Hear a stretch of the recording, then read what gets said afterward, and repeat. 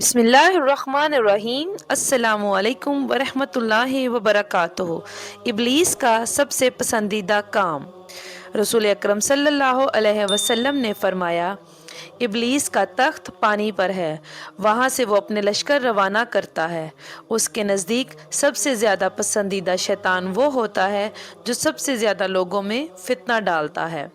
उसके लश्कर में से एक आकर कहता है, मैंने ऐसा ऐसा किया है। वो दूसरा सरदार उसे कहता है, तुमने कुछ भी नहीं किया।